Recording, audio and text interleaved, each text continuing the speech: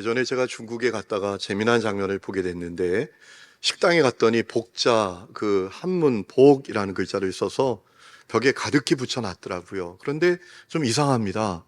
왜 거꾸로 써서 붙여놨더라고요. 제가 주인에게 묻지는 않았지만 이유는 알겠더라고요. 하늘에서 복이 쏟아져 내리기를 원하는 마음이 있었던 것이지요. 오늘 여러분에게도 그 복이 있기를 축복합니다. 예배 가운데 복을 받기를 바랍니다. 쏟아져 내리는 복을 누리시기를 축복합니다. 그런데 어떤 분은 이렇게 얘기하면 마음이 불편해요. 왜? 기독교는 고등 종교인데 복 얘기하는 거야. 여러분, 영적인 분별력 가져야 합니다.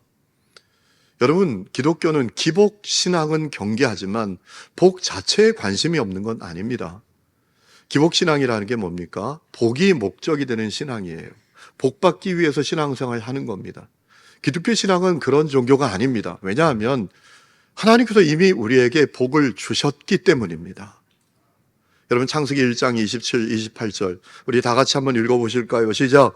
하나님이 자기 형상 곧 하나님의 형상대로 사람을 창조하시되 남자와 여자를 창조하시고 하나님이 그들에게 복을 주시며 하나님이 그들에게 이르시되 생육하고 번성하여 땅에 충만하라. 땅을 정복하라. 바다의 물고기와 하늘의 새와 땅에 움직이는 모든 생물을 다스리라 하시니라. 아멘. 또 창세기 5장 2절에 이렇게 말씀하십니다. 남자와 여자를 창조하셨고 그들이 창조되던 날에 하나님이 그들에게 복을 주시고 그들의 이름을 사람이라 일컬으셨더라 라고 했습니다. 여러분, 하나님의 사람들은 이미 복을 받은 사람들입니다. 엄밀히 말하면 전적으로 타락한 우리가 예수 십자가 복음을 믿고 잃어버린 복을 다시 회복하게 된 사람들입니다. 이 믿음이 여러분 가운데 있기를 주의 이름으로 축원합니다. 여러분, 우리가 이미 복을 받았습니다. 그렇다고 우리가 복에 관심이 없는 게 아닙니다. 왜냐하면 성경을 보면 하나님께서는 끊임없이 사람들에게 복을 주시기를 원하셨고 복을 주셨기 때문입니다. 그래서 우리는 기복신앙에 관심이 없지 복에 관심이 없는 게 아닙니다. 하나님이 하나님의 사람들에게 끊임없이 복을 주셨으니까요. 여러분, 창세기 9장 말씀을 보면 하나님이 노아에게 복을 주셨습니다. 창세기 9장 1절에 이렇게 있습니다. 하나님이 노아와 그 아들들에게 복을 주시며 그들에게 이르시되 생육하고 번성하여 땅에 충만하라. 아브라함에게도 복을 주셨습니다. 창세기 12장 2절 내가 너로 큰 민족을 이루고 내게 복을 주어 내 이름을 창대하게 하리니 너는 복이 될지라. 또 이삭에게도 복을 주셨습니다. 창세기 26장 12절 이삭이 그 땅에서 농사하여 그해 100배나 얻었고 여호와께서 복을 주심으로 그 사람이 창대하고 왕성하여 마침내 거부가 됐다. 그리고 야곱에게도 복을 주셨습니다. 창세기 35장 9절 야곱이 바단 아람에서 돌아오며 하나님이 다시 야곱에게 나타나사 그에게 복을 주셨다. 그리고 또 요셉에게도 복을 주셨습니다. 창세기 39장 2절에 여호와께서 요셉과 함께 하심으로 그가 형통한 자가 되어 그의 주인 애굽 사람의 집에 있으니 그의 주인이 여호와께서 그와 함께 하심을 보며 또 여호와께서 그의 범사에 형통하게 하심을 보았더라 라고 했습니다. 그뿐만이 아닙니다. 하나님은 끊임없이 하나님의 사람들에게 복을 주십니다. 사사기 13장 말씀을 보면 삼손에게 복을 주십니다. 욥기 42장 말씀을 보면 욥에게 다시 복을 주십니다. 사무엘하 6장 말씀을 보면 오베데돔에게 복을 주십니다. 민수기 2장 말씀을 보면 이스라엘 백성들에게 복을 주신다고 하셨습니다. 그리고 에베소 1장 3절 말씀을 보면 십자가 복음을 믿는 사람들에게 영적인 복을 주신다고 하셨습니다. 이렇게 말씀하십니다. 찬송하리로다. 하나님 곧 우리 주 예수 그리스도의 아버지께서 그리스도 안에서 하늘에 속한 모든 신령한 복을 우리에게 주시되 라고 했습니다. 창세전에 우리를 택하고 예정하신 복을 주셨다라는 것입니다. 여러분, 하나님께서는 당신의 사람들에게 끊임없이 복 주시기를 원하셨고 복 주어 오셨고 지금도 복을 주고 계십니다. 그러므로 우리는 복에 관심을 가져야 하죠. 그리고 복을 누려야 하죠. 그러면 그 복은 어떻게 받습니까? 여러분, 복을 받는 몇 가지 영적인 원리가 있습니다. 첫 번째는 우리가 하나님 경외해야 합니다. 하나님 진짜 믿어야 합니다. 틀림없이 믿어야 합니다. 이름뿐인 교인 되지 말고 정말 하나님을 믿는 사람이 되어야 합니다. 그러면 복을 주신다고 하셨습니다. 신명기 4장 40절 우리 같이 한번 읽어보실까요? 시작. 오늘 내가 내게 명령하는 여호와의 규례와 명령을 지키라. 너와 내 후손이 복을 받아 내 하나님 여호와께서 내게 주시는 땅에서 한없이 오래 살리라. 아멘. 신명기 28장 1절 2절에 또 말씀하셨습니다. 읽어봅니다. 시작. 내가 내 하나님 여호와의 말씀을 삼가 듣고 내가 오늘 내게 명령하는 그의 모든 명령을 지켜 행하면 내 하나님 여호와께서 너를 세계 모든 민족 위에 뛰어나게 하실 것이라. 내가 내 하나님 여호와의 말씀을 청종하면 이 모든 복이 내게 임하여 내게 이르리니 라고 했습니다. 그러니 여러분 예수 잘 믿으시기 바랍니다. 하나님 잘 섬기시기를 축복합니다. 여러분 예배 잘 드리시기를 축복합니다. 이름뿐인 교인 되지 마세요. 확실하게 믿으세요. 어정쩡한 믿음 갖지 말고 확실하게 믿으세요. 정말 믿으세요. 여러분 가운데 가문의 종교인이 있지요. 우리 집안은 기독교 집안이니까 그냥 다녀주는 거야. 어떤 사람은 문화의 종교인이 있죠. 난 어릴 때부터 교회 가면 왠지 좋았어. 아닙니다. 그렇게 믿으면 천국 못 갑니다. 예수님을 나의 주, 나의 그리스도로 정말 믿고 똑바로 예배하고 하나님 잘 섬기는 분들이 되시기를 축원합니다. 그러면 복이 임합니다. 여러분 그러기 위해서 필요한 게 있어요. 하나님을 향한 확신이 필요해요. 하나님 살아계신다. 하나님 내게 복을 주신다. 확신이 필요합니다. 여러분 필립 얀시라는 유명한 기독교 작가가 내 눈 주의 영광을 보내라는 책에서 이런 얘기를 한 적이 있습니다. 보이지 않는 세계를 바라보지 못하는 사람은 평생 경계선에 서 있다. 어떤 경계선입니까? 믿음과 의심의 경계선에 이렇게 딱 서 있는 겁니다. 일이 잘 풀려요. 그러면 하나님 날 사랑하시지, 하나님 정말 살아계신 거 맞지, 이런 생각이 들어요. 일이 꼬여요. 문제가 생겨요. 겉봐 없는 것 같아. 아닌 것 같았어. 그럴 줄 알았어.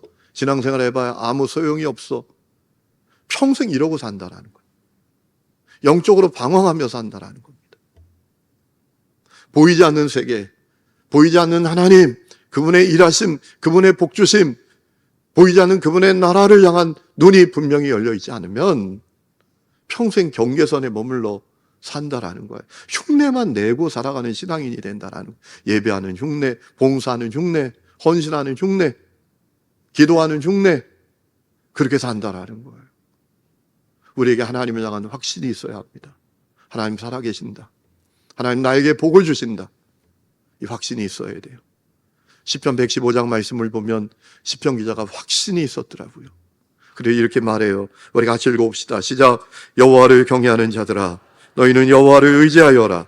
그는 너희의 도움이시요 너희의 방패시로다.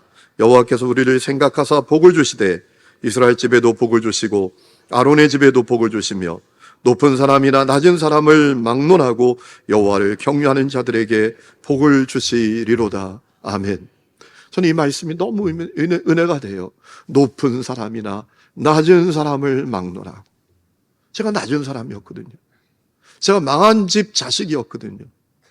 형편없는 집 자식이었거든요. 그런데 주님께 소망을 두고 믿음으로 사니 그분이 내 인생을 책임져 주셨거든요. 여러분 다윗도 이 확신이 있었습니다. 시편 29장이 그렇게 고백합니다. 여호와께서 자기 백성에게 힘을 주시며 여호와께서 자기 백성에게 평강의 복을 주심이로다. 확신이 있었단 말이에요. 오늘 이 은혜가 여러분에게 있기를 축원합니다. 하나님을 향한 확신 가지세요. 하나님 살아계신다. 내게 복을 주신다. 또 하나 영적 원리가 있습니다. 우리가 하나님께 복을 구하는 겁니다. 하나님께서 복 주시기를 간절히 구하는 겁니다. 여러분 역대상 4장 말씀을 보면 유다 자손들의 이름들이 쭉 나옵니다. 그런데 대부분이 어떻게 소개되는가 하면 누가 누구의 아들이다, 누가 누구를 낳았다, 이 내용이 쭉 이어지다가 특별한 인물이 등장을 합니다. 야베스입니다. 야베스에 대해서는 아주 구체적으로 얘기합니다. 야베스는 이름이 고통이에요. 수고로움이에요.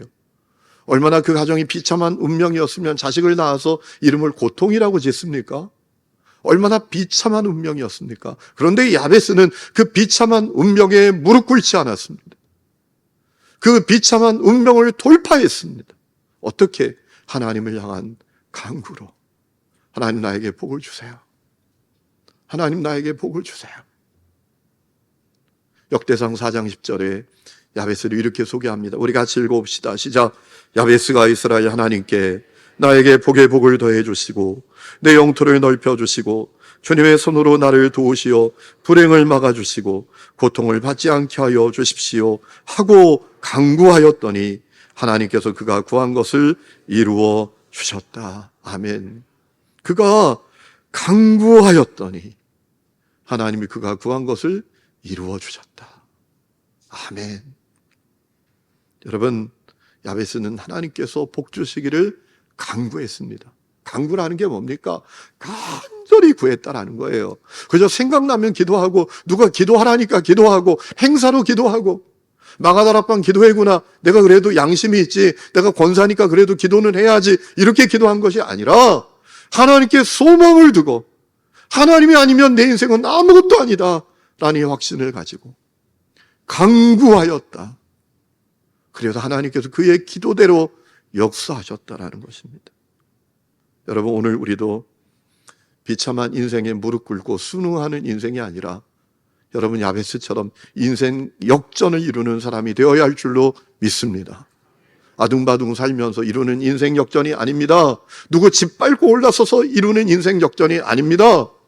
너 죽고 나 살아보자 이렇게 이루는 인생 역전이 아니라 살아계신 하나님을 향한 갈망, 간구, 그것으로 말미암아 여러분의 인생이 변화되고 여러분의 가정이 변화되는 역사를 이루시기를 축원합니다.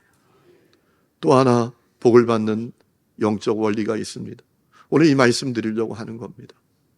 목회자들을 통해서 주시는 축복을 우리가 받아 누리는 것입니다. 여러분, 민수기는 시내산에서 출발한 이스라엘 성들이 이제 가나안 땅까지 가는 여정입니다. 민수기 10장 11절 12절 말씀을 보면 드디어 이스라엘 성들이 시내산에 도착해서 하나님께 언약을 받고 이제 드디어 가나안 땅을 향하여 출발하는 내용이 나옵니다. 민수기 10장 11절 12절이 이렇게 되어 있습니다. 둘째 달 20날에 구름이 증거의 성막에서 떠오르매 이스라엘 자손이 시내 광야에서 출발하여 자기 길을 가더니 라고 했습니다. 드디어 이제 가나안 땅을 향해서 출발하는 겁니다. 출애굽하면 뭐합니까? 가나안 땅 가야지. 이제 드디어 가나안 땅 가게 됐다라는 것입니다. 위대한 사건입니다. 그런데 놀라운 사실은 가기 전에 민수기 6장에 하나님께서 모세를 부르십니다. 그리고 특별한 지침을 내리십니다. 아론과 그 아들들, 제사장들이죠. 그들이 이스라엘 백성들을 축복하게 하라는 거예요. 여호와는 너에게 복을 주시기를 원한다. 그 복이 어떤 복이냐? 너를 지켜주시기를 원하고 너에게 은혜 베풀어 주시기를 원하고 평강 주시기를 원한다. 이렇게 축복하라라는 것입니다. 축복의 내용까지 다 가르쳐 주셨습니다. 그게 우리에게 정말 필요하다라고 주님이 아셨던 것이지요. 그러면 그 축복을 하나님이 책임져 주신다. 그 축복대로 그대로 이루어 주신다 라고 하십니다. 오늘 우리가 읽은 24절 말씀 보세요. 여호와는 너에게 복을 주시고 너를 지키시기를 원하며 여호와는 그 얼굴을 내게 비추사 은혜 베푸시기를 원하며 여호와는 그 얼굴을 내게로 향하여 드사 평강 주시기를 원하노라 할지니라 하라. 여러분, 그러면 책임지신대요. 여러분, 이 복이 얼마나 우리에게 필요한 복입니까? 우리에게 지켜주시는 복이 필요하잖아요. 생각해 보세요. 여러분이 지킬 수 있는 게 뭡니까? 건강을 지킵니까? 소유를 지킵니까? 관계를 지킵니까? 가정을 지킵니까? 사업을 지킵니까? 직장을 지킵니까? 자녀를 지킵니까? 자녀도 어릴 때는 지킵니다. 그런데 그 아이들이 청소년이 되면 못 지킵니다. 청소년 되어 보세요. 방에 들어가서 문 잠그고 상관하지 말라고 그럽니다. 어릴 때 엄마 졸졸 쫄아다니다가 따라다니다가 청소년 돼 보세요. 아는 체 하지 말라고. 상관하지 말라고. 내가 알아서 한다고. 그리고 자기 세계에 확 빠져듭니다. 여러분, 어떻게 지킵니까? 그 아이들. 못 지킵니다. 하나님께서 지켜주셔야죠. 우리에게 또 은혜도 필요합니다. 은혜라는 게 뭡니까? 받을 자격이 없는 사람에게 호의를 베풀어 주시는 것이죠. 나는 할 수 없는데 주님이 해 주시는 것이죠. 오늘 6장에 나오는 이 은혜라는 단어는 히브리어로 하난이라는 단어인데, 호의를 베풀다, 불쌍히 여기다, 자비를 베풀다, 이런 의미를 갖고 있습니다. 여러분, 우리에게 이 은혜가 필요하지 않습니까? 살아보면 살아볼수록 내가 너무나 작고 연약하고 모자라고, 이거 우리가 절감하지 않습니까? 그래서 나는 할 수 없지만 주님이 해주시는 것, 이거 우리에게 필요하지 않습니까? 주님의 이 하나님이 있으면 우리는 인생의 거친 강도 넘어설 수 있고요, 험한 선도 극복할 수 있지 않겠습니까? 우리 자녀들에게 이 은혜가 절실히 필요하지 않습니까? 저는 우리나라에서 사는 애들이 참 불쌍해요. 왜? 이 좁은 나라에 그냥 오글오글 자원도 하나도 없고, 그러니까 그냥 너 죽어 나 살아야 되는 거예요. 치열한 생존 경쟁. 참. 그러니 그 아이들이 막 공부가 너무 힘드니까 다른 데로 눈을 돌리고 일탈에 빠지고, 우리 자녀도 하나님이 지켜주시고, 또 그들이 할 수 없는 것도 주님이 해주시는 은혜가 필요하잖아요. 최선을 다하지 말자라는 얘기 아닙니다. 그리스도인들은 누구보다도 열심히 최선을 다하여 살아야 합니다. 우리 예수님도 새벽 미명에 일어나셨습니다. 낮잠 쿨쿨 자셨던 분이 아닙니다. 그러나 은혜가 필요하죠. 은혜가. 우리에게 평강도 얼마나 필요합니까? 여러분, 오늘 본문에 나오는 이 평강은요, 어떤 조건 때문에, 환경 때문에 얻어지는 평강이 아닙니다. 오늘 6장에 나오는 이 평강 주시기를 원하노라고 할 때 이 평강은 샬롬인데, 이 샬롬은 어떤 평강인가 하면 주님의 임재로 말미암아 이루어지는 평강입니다. 여러분, 주님의 임재보다 더 위대한 사건이 어디 있습니까? 우리 주님 하나님이십니다. 창조주이십니다. 위대한 분이십니다. 그분이 임재하시면 절대적인 평안이 임하는 것입니다. 주님이 임재하시면 세상이 줄 수 없는 평강이 임하는 것입니다. 여러분, 주님의 임재로 말미암은 이 샬롬이 우리에게 임하면 세상이 그 어떤 것도 우리를 침몰시키지 못합니다. 인생의 비바람, 폭풍우, 지진, 기근, 그 어떤 것도 우리를 요동시키지 못합니다. 폭풍 속에서도 우리는 안전하고 안전한 사람이 됩니다. 그게 샬롬이에요. 샬롬. 샬롬은 보통 평안이 아닙니다. 주님의 임재로 말미암아 이루어지는 평안. 샬롬. 이 샬롬은 진짜 중요한 축복이에요. 만날 때마다 여러분 샬롬, 샬롬 인사하세요. 주님의 임재로 말미암아 이루어지는 평안. 돈 때문에, 어떤 환경 때문에 이루어지는 평안이 아니에요. 주님의 임재로 말미암아 이루어지는 평안. 그럼 다윗은 이 샬롬을 누렸던 사람이에요. 그래서 그가 시편 27장에 이런 고백을 합니다. 여호와는 나의 빛이요 나의 구원이시니 내가 누구를 두려워하리요? 여호와는 내 생명의 능력이시니 내가 누구를 무서워하리요? 악인들이 내 살을 먹으려고 내게로 왔으나 나의 대적들, 나의 원수들인 그들은 실족하여 넘어졌도다. 군대가 나를 대적하여 진칠지라도 내 마음이 두렵지 아니하며 전쟁이 일어나 나를 치료할지라도 나는 여전히 태어나리로다. 샬롬을 누리기 때문에 이 고백이 나오는 거예요. 여러분, 왜 사람들이 누구 짓밟죠? 누구 막 힘들게 하죠? 등을 치죠? 싹수를 잘라버리죠? 불안해요. 저놈이 나보다 커질까봐, 저 사람이 나보다 잘 나갈까봐. 그래서 어려움을 주고 짓밟고, 여러분 그러잖아요. 근데 샬롬이 있으면 달라요. 샬롬이 있으면 두려울 게 없어요. 걱정도 없어요. 여러분, 다윗이 그래서 사울을 2번이나 결정적으로 죽일 수 있는 기회가 있음에도 불구하고 살려주잖아요. 그 속에 샬롬이 있는 거예요. 여러분, 제사장들이 이렇게 하나님께서 당신들에게 은혜 베풀어 주시기를 원하고 평강 주시기를 원하고 지켜주시기를 원한다 라고 축복하면 그 축복을 책임져 주신다고 하셨어요.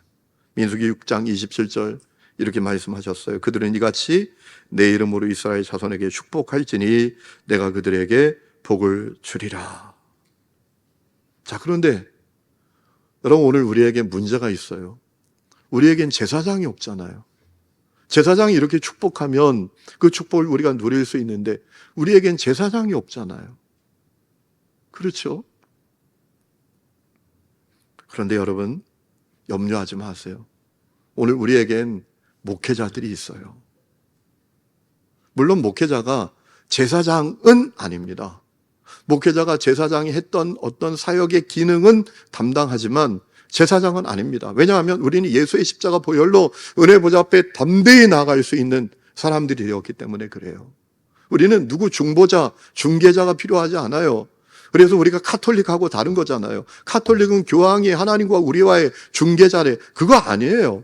우리는 예수의 십자가 보혈 때문에, 예수께서 이 십자가에서 철철 눌리신 그 보혈 때문에 은혜 보좌 앞에 누구든지 담대히 나아갈 수 있게 되었어요. 이제 제사장이 필요 없어요.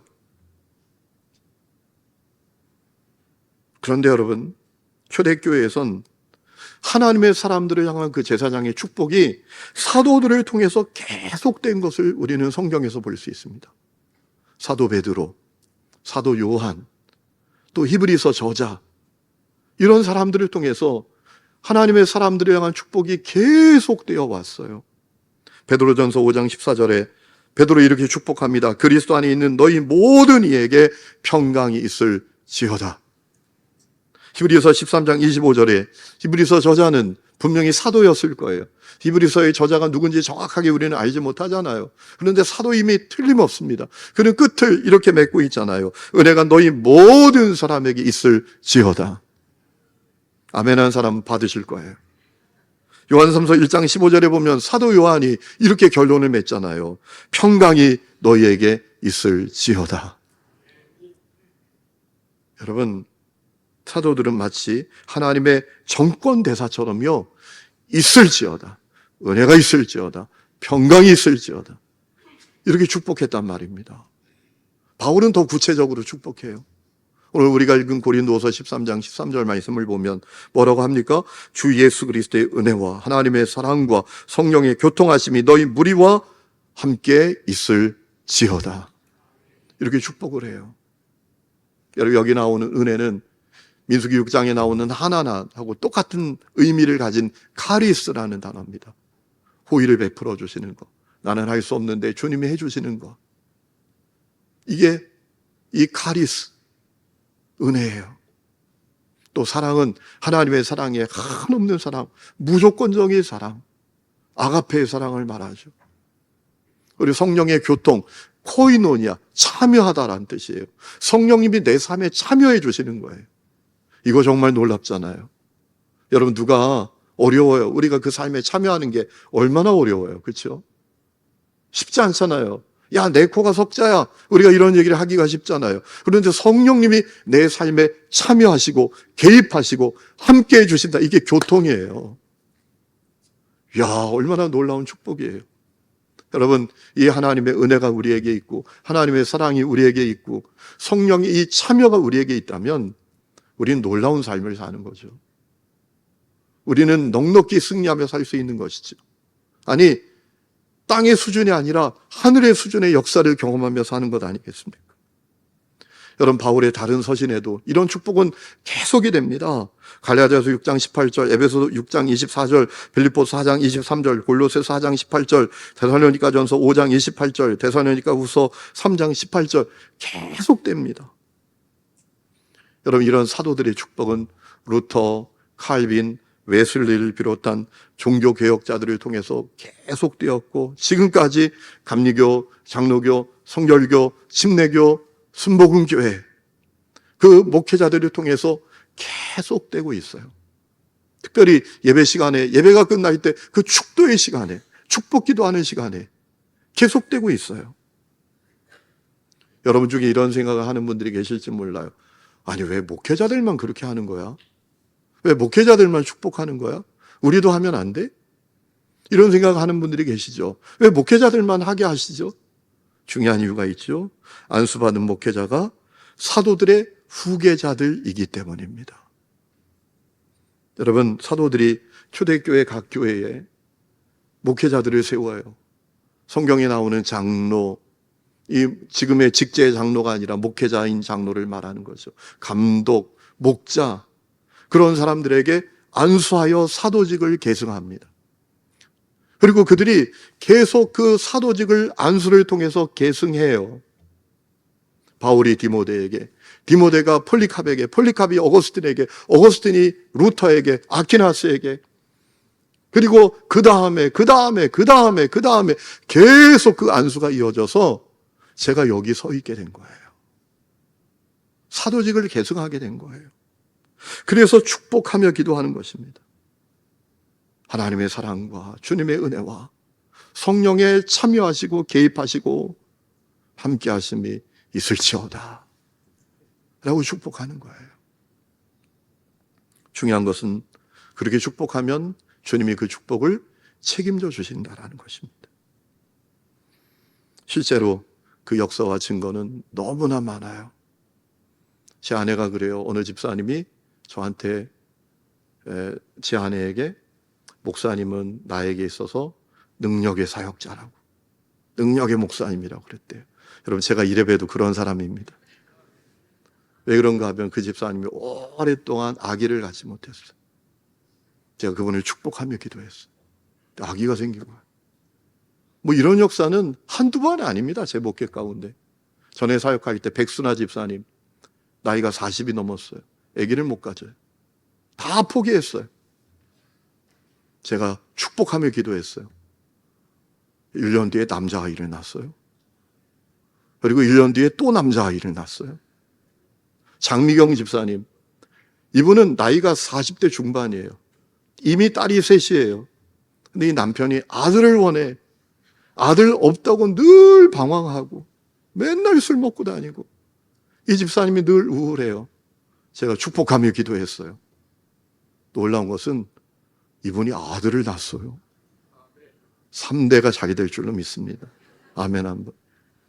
그렇게 아내가 교회 가는 걸 싫어하던 남편이 그 아들을 낳으니까요, 그 아들을 들고 다니는 요람에 넣어가지고 그 아이 들고 교회 다니는, 그런 역사는 많아요. 제게 능력이 있어서가 아니에요. 잘하셔야 돼요. 저는 도구입니다. 하나님이 쓰시는 도구. 능력의 원천은 하나님이십니다. 하나님이 그 축복을 책임지시는 거예요. 이루시는 거예요. 그렇기 때문에 여러분, 우리가 예배를 소중히 여겨야 하고요, 예배 가운데 이 끝날 때 축복 기도하는 시간 소중히 여겨야 돼요. 어떤 분들은 예배가 아직 끝나지도 않고 축도가 아직 끝나지도 않았는데 설교 끝나면 서둘러 교회를 떠나는 분들이 있어요. 정말 큰 손해입니다.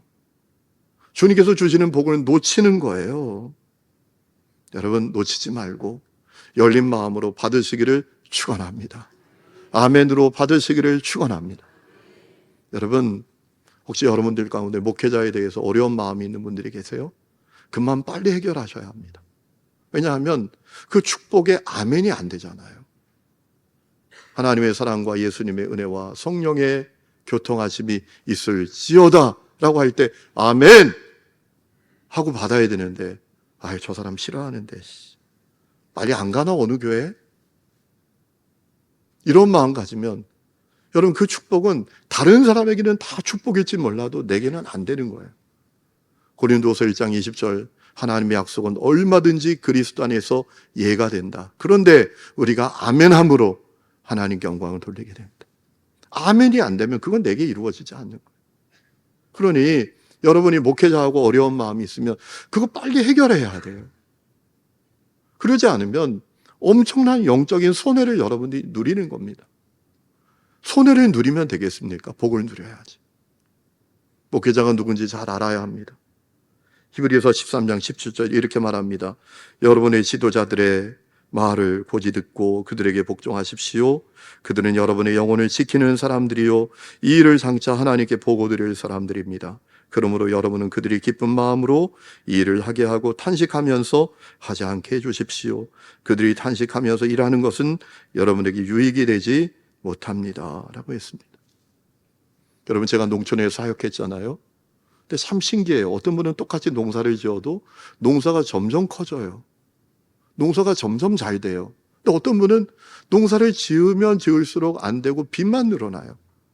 왜 그럴까? 제가 어느 날 그 비밀을 알았다니까요. 알고 싶으세요? 궁금하신가요? 제가 비밀을 알았어요. 농기구 관리의 차이예요. 농사가 점점 커지는 분들은요, 집에 딱 가보면 농기구가 쫙 정리가 돼 있어요. 빛이 반짝반짝 나요. 쓰고서 탁 닦고, 씻고, 기름치고, 쫙 정리가 돼 있어요. 이런 분들은 농사가 잘 돼요. 농사가 점점 커져요. 그런데 농사가 안 되는 분들은 어떤 분들이 아세요? 죄송합니다. 이런 표현 써서. 개판 5분 전입니다. 호미는 호미대로 저기 던져져 있고, 낫은 낫대로 저기 던져 있고, 꽃갱이는 꽃갱이대로 어디 갔는지도 모르고, 급하면 찾아요. 어디 갔어? 호미 어디 갔어? 꽃갱이 어디 갔어? 찾아보면 다 녹슬어 있어. 여러분, 이런 집은 농사가 안 되더라고요. 여러분, 목회자는 능력의 원천은 아니에요. 주님이 쓰시는 도구예요. 마른 막대기예요. 여러분, 그렇다면 도구라면 소중히 여겨야 되잖아요. 소중히 여겨야지. 제가 아직도 잊지 못하는 예배가 있어요. 대전에 부흥하는 교회가 있거든요. 새로남교회라는 교회가 부흥하고, 또 하나 산성교회라는 교회가 부흥해요. 제가 그 교회에 말씀을 전하러 갔었어요. 저녁 예배 말씀을 전하게 되었는데, 제가 설교를 했으니까 지금 은퇴하셨는데 그 담임 목사님이 저에게 축도를 하래요. 축도를 했죠. 그랬더니 갑자기 전주가 쭉 나오면서 주기도문 찬양이 시작이 되는 거예요. 성도들이 다 같이 하늘에 계신 아버지 찬양을 부르기 시작하는 거예요. 그랬더니 목사님이 성경책을 딱 가지고 이렇게 중앙선으로 내려가시는 거예요. 그랬더니 성도들이 예배가 끝난데도 한 사람도 움직이지 않고 다 그 찬양을 부르면서 퇴장하는 목사님하고 눈을 맞추면서 목사님과 성도들이 서로 이렇게 목례하면서 나가는 거예요. 이렇게 인사하고 이렇게 걸어가면서 인사하고 나가더라고요. 그 성도들의 눈빛이 얼마나 따뜻한지. 제가 따라가면서 그 성도들하고 눈을 맞추는데요. 그 성도들이 그렇게 얘기하는 것 같았어요. 목사님, 축복해 주신 대로 하나님께서 이루어 주실 줄을 믿습니다. 우리가 그 축복을 안고 세상을 향해서 나아갑니다. 세상의 전쟁터 같지만 그 축복이 우리에게 있기에 우리는 평안하고 당당하고 힘있게 저 세상을 향하여 나아갑니다. 그분들이 눈빛으로 저한테 그렇게 얘기하는 것처럼 들렸어요. 지금도 그 예배가 잊혀지지 않아요. 오늘 여러분들이 그 은혜를 누릴 수 있기를 주의 이름으로 축원합니다.